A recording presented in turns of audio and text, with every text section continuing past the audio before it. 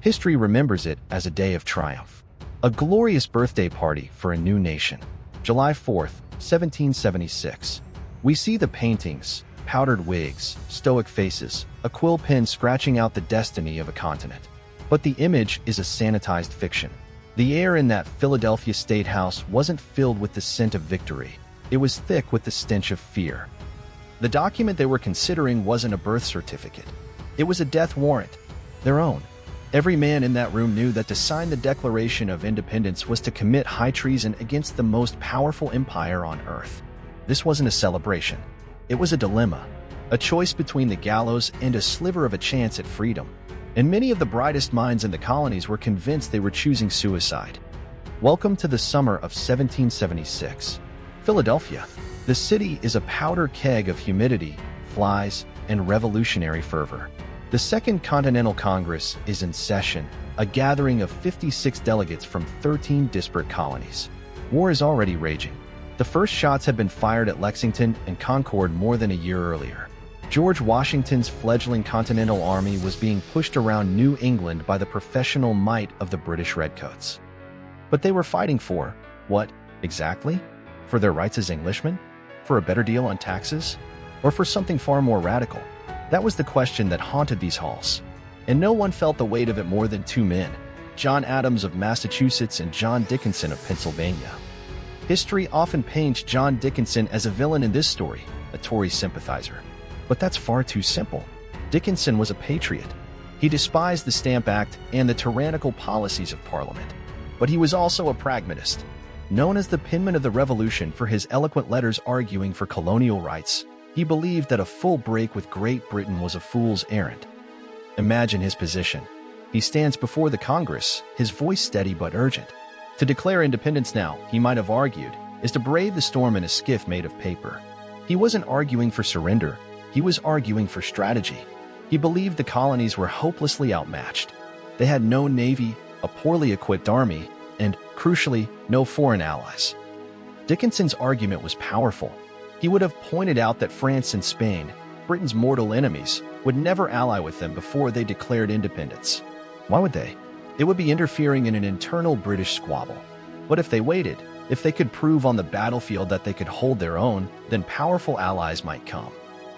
A declaration, he warned, would slam the door on any hope of reconciliation and force Britain to unleash its full, terrifying might against them with no one in their corner. For Dickinson, this was a matter of life and death for the millions of people they represented. It was a deeply moral dilemma. Was it heroic to lead your people into a war you could not possibly win? Or was the truer courage found in patience and prudence? He was respected, he was eloquent, and many delegates agreed with him. The path to independence was stalled. And then there was John Adams, obnoxious, vain, brilliant, and absolutely relentless. Adams saw the world in much starker terms. For him, the time for debate was long over. War was already here. King George had already declared the colonies to be in a state of rebellion. Reconciliation, in his mind, was a fantasy. Adams had been pushing for independence for months, lobbying delegates in taverns and boarding houses in the halls of Congress. He saw Dickinson's caution as cowardice. The farmer, as Dickinson was known, was sowing seeds of doubt, Adams believed.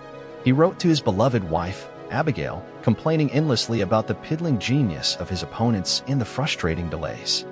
His argument was one of grim reality. "We are in the midst of a revolution," he would thunder, "the most complete, unexpected, and remarkable of any in the history of nations." He argued that the colonies were already acting as independent states.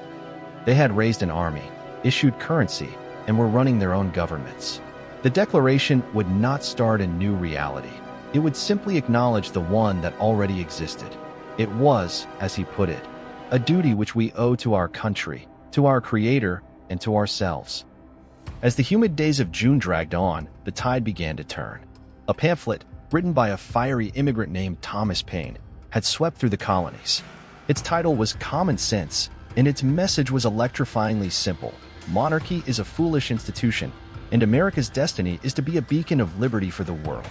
It severed the final emotional tie to the king for thousands of ordinary people. Then came news from Virginia.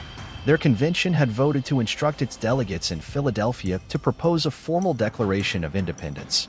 This was huge. Virginia was the oldest, wealthiest, and most populous colony. Their support gave the movement immense credibility. So, on June 7th, Richard Henry Lee of Virginia stood and made the formal motion that these united colonies are, and of right ought to be, free and independent states. The motion was on the floor. The dilemma had come to a head, but the opposition, led by Dickinson, was still strong enough to delay the vote. They agreed to postpone the final decision for 3 weeks. But they also made a crucial compromise.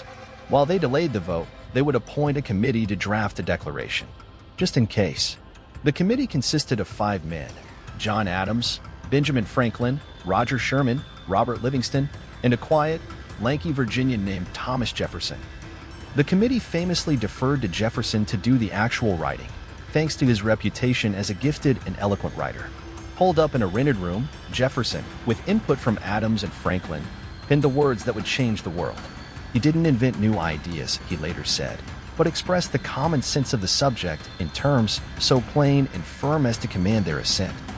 On July 1st, the Congress reconvened. The thunderstorm that had been threatening all day finally broke, mirroring the storm of debate inside. John Dickinson made one last, magnificent speech, a final plea for caution. He spoke for hours, arguing that they were stepping from the frying pan into the fire. When he sat down, a profound silence fell over the room. His argument was compelling. Then, John Adams rose to his feet. We have no transcript of what he said. He spoke for over 2 hours, entirely from memory. But by all accounts, it was the speech of his life. He wasn't just a lawyer making a case. He was a founder pleading for the life of his new country. He tore into Dickinson's arguments, not with anger, but with passionate, unshakable logic.